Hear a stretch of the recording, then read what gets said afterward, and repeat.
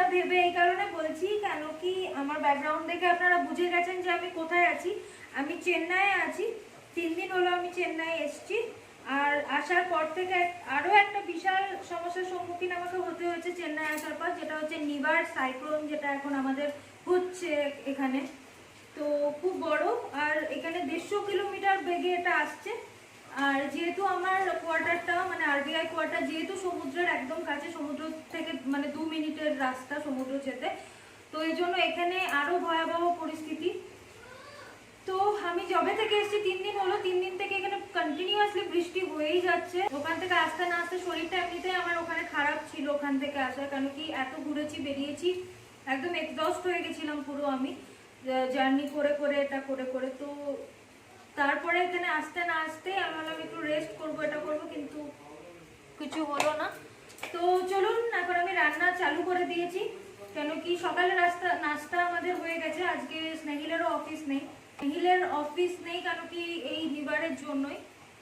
আর প্রচন্ড বৃষ্টি হচ্ছে, আমি আপনাদেরকে দেখাবো বাইরেটা অবশ্যই, কিন্তু তার আগে আমাকে রান্না সারতে তাড়াতাড়ি করতে হবে, কারণ কি 12টা অলরেডি বেজে গেছে। আর ইন্দু আজকে সকালে এসেছিল, বিকেলে আসবে না বলে গেছে, মানে আমার যে কাজ করে এখানে। তো ও বাসন টাসন মেজে চলে গেছে, ক্লিন করে চলে গেছে সব কিছু। আমি ওখান থেকে মানে আসার পর এত শরীর খারাপ ছিল আমার কি আমি 2 দিন তো প্রথমে উঠতে পারিনি। তারপরে ঘর গোছাতে গোছাতে হয় না, 6 মাস 2-3 মাস যদি আপনি না থাকেন তো সেই বাড়িতেই বলে ভুতুরে বাস হয়ে যায়। যদিও ও ছিল, আর ও একটা রুমেই থাকতো, ইয়ে করতো, অন্য রুমগুলো ইউজই করতো না। অফিস থেকে আসতো, খেতো, দিত, শুয়ে পড়তো। তো এসে সেগুলো পরিষ্কার করা, কারণ কি আমার সাথে আমার ছোট বাচ্চা আছে, আর আমি যেভাবে ওখানে থাকি ছিন্দওয়াড়াতে, মানে একটা মাম্মি এতটা মানে পরিষ্কার পরিচ্ছন্ন নিট অ্যান্ড ক্লিন রাখে যে সারাদিন আন্টিরা পরিষ্কার করতে থাকে বাড়ি। একটা ধুলো তো কি আপনি একটা কার্পেটের সুতো ব্যাঁকা পাবেন না এরকম। তো সেখানে থাকার পর এখানে আসার পর আমার এই জন্য খুব চিন্তা হয়ে যায় বাচ্চাকে নিয়ে, কেন কি এমনিতেই সবকিছু ডাস্ট ফাস্ট থাকলে এমনিতেই প্রবলেম যা হয়, আর এমনিতেই আমারও ডাস্ট প্রবলেম আছে। তো আর ডক্টর দেখিয়ে আমি একটু সুস্থ তো আছি, কিন্তু দেখুন আবার প্রবলেম চালু হয়ে গেল এখানে, মানে সমস্যা আসতেই থাকছে। চলুন আর বেশি বকবক নয়, আমি রান্না শুরু করে দিই। আর এখন যেটা করব সেটা হচ্ছে ডালটা এখন আমি বাগড়াবো। ডালটাকে আমি এখন ছোকা দেব। তো চলুন, ডালটা ছোকা দেওয়ার জন্য আমি অলিভ অয়েল নিয়ে নিয়েছি এখানে, কেন কি আমি অলিভ অয়েল ইউজ করি আপনারা জানেন। তো সামান্য অলিভ অয়েল নিয়ে নিয়েছি।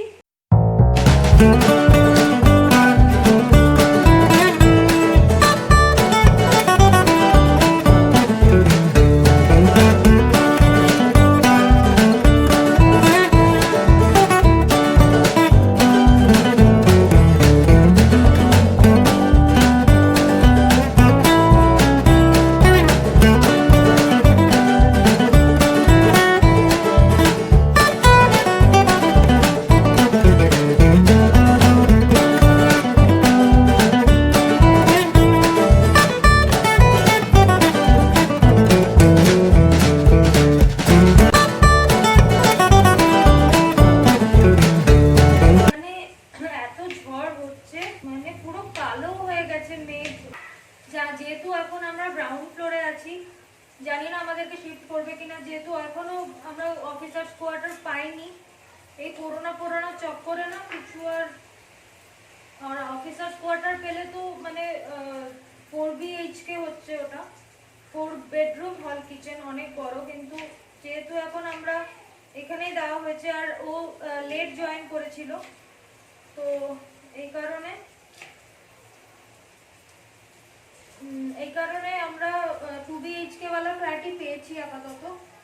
তো যতদিন না অফিসার্স ফ্ল্যাটটা পাবো আমাদেরকে এখানেই থাকতে হবে। আর যেহেতু গ্রাউন্ড ফ্লোর তো আরো বেশি অসুবিধা, যদি সেরকম জল আসে না আমাদেরকে হয়তো শিফট করে দেবে উপরের ফ্ল্যাটে। আমি এই জন্য তাড়াতাড়ি রান্না করে রাখছি, যদি লাইট গোল হয়ে যায় তাহলে খুব বেশি প্রবলেম হয়ে যাবে। এই জন্য আমি রাতের তরকারি সব করে রাখছি, যদি সেরকম হয় তো ক্যান্ডেল জ্বালিয়েও আমি ওটা বানিয়ে নিতে পারবো রুটিটা। আমার চোখ মুখ আপনারা দেখে হয়তো এরকম লাগছে, কেন এরকম লাগছে, ফ্রেশ কেন লাগছে না, ফ্রেশ একদমই নেই। আমার শরীরটা খারাপ ছিল আর আমি মানে এখানে আসার পর সবকিছু গোছানো, একটা একটা করে সবকিছু পরিষ্কার করা, ডাস্টিং করা, সবকিছু আমি করেছি। আমার সাথে অবশ্য আমার যে ভাই ও ছিল, কিন্তু তবুও নিজের করা আর অন্যর করার মধ্যে অনেক পার্থক্য আছে, এটা তো ঠিক। এই জন্য আমি না এই 3 দিন আসার মানে যে আগে এসেছি, তারপর আমি আর কোনো ব্লগ করতেই পারিনি। আপনারা হয়তো দেখে ভাবছেন ওখানে ও কিছুই করে না, অথচ এখানে কত কাজ। সত্যি না, আমি জানি সব কাজ পারি বা রান্না সবই পারি, সব কিছু পারি, কিন্তু ওখানে আমার একদমই করতে হয় না। ওখানে মানে যেহেতু আন্টিরা সবাই আছে, সঙ্গে সঙ্গে সবকিছু হাতে হাতে করে দেওয়া, মানে ওটা। কিন্তু তবু এখানে এসে মনে হয় কি এটাই লাইফ। সব সময় তো আরামের লাইফ থাকে না। তো যখনই আমি এখানে কাজ করতে করতে এক্সস্ট হয়ে যাই, তখনই আমি চিন্তা করি কবে ছিন্দওয়ারা যাবো, কখন ছিন্দওয়ারা যাবো। তো আমার হয়ে গেছে রাতের এই ভিন্ডিটা আমি যে কাটলাম, সেটা আমি রাতের জন্য তরকারির জন্য বানাবো। আমার সেটা হয়ে গেছে। এবার আমি ইলিশ মাছটা বানাতে হবে।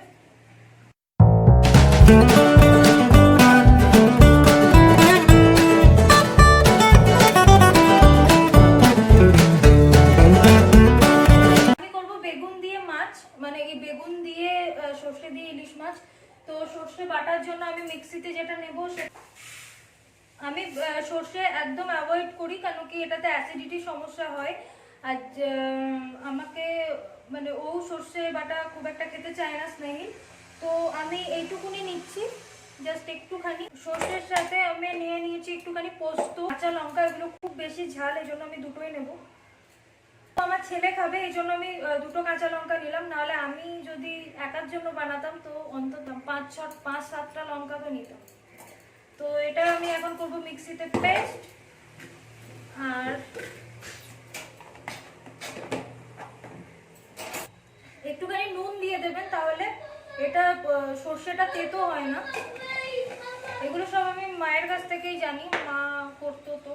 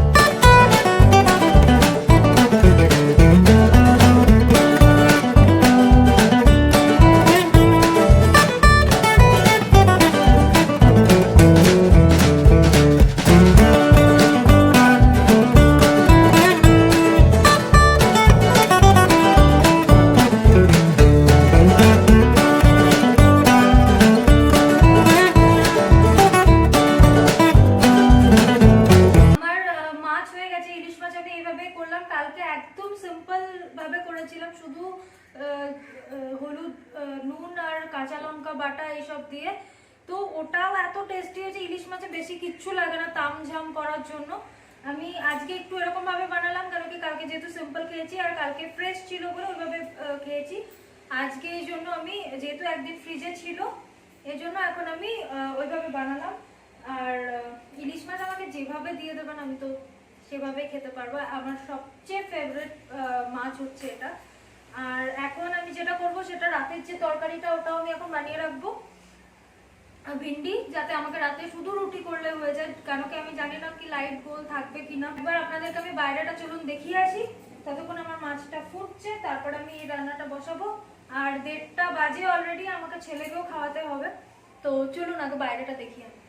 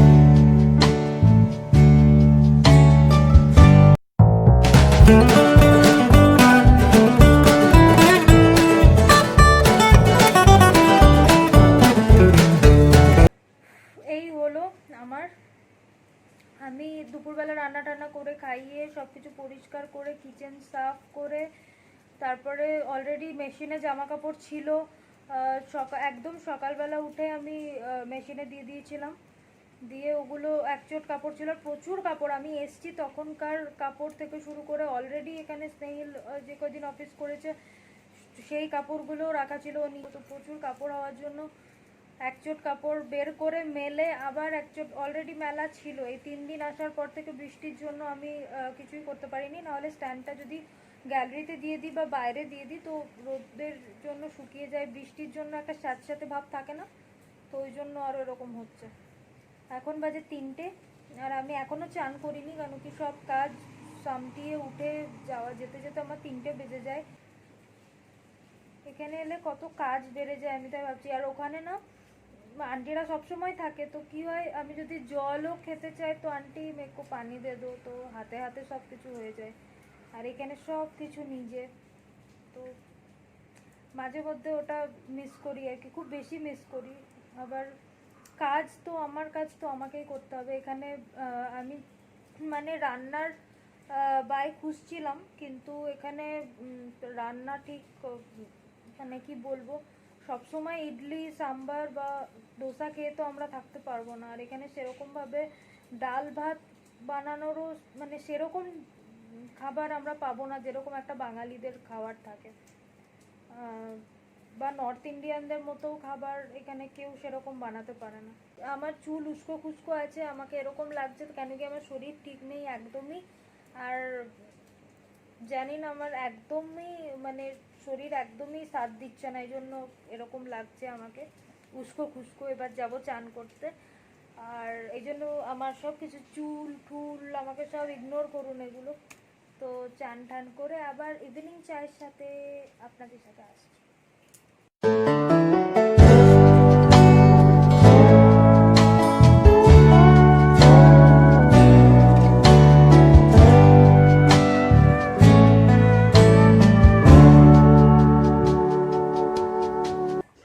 তো এখন আমার রাতের রান্না হয়ে গেছে, এখন এগুলো সব আমি গরম করছি।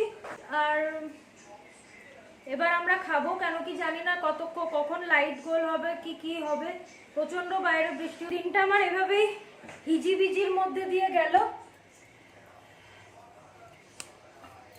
কিছুই করা হলো না কিছু।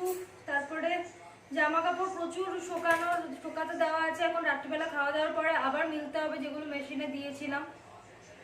এইসব করতে করতে আজকে আমার দিনটা এভাবেই গেল। আর আজকে এই পর্যন্তই, নেক্সট ব্লগে আবার আপনাদের সাথে দেখা হবে। খুব ভালো থাকুন, সুস্থ থাকুন, আর অবশ্যই আমার চ্যানেল যদি ভালো লাগে তো সাবস্ক্রাইব করতে ভুলবেন না, লাইক কমেন্ট শেয়ার করতেও ভুলবেন না। তো নেক্সট ব্লগে আবার দেখা হচ্ছে, বাই।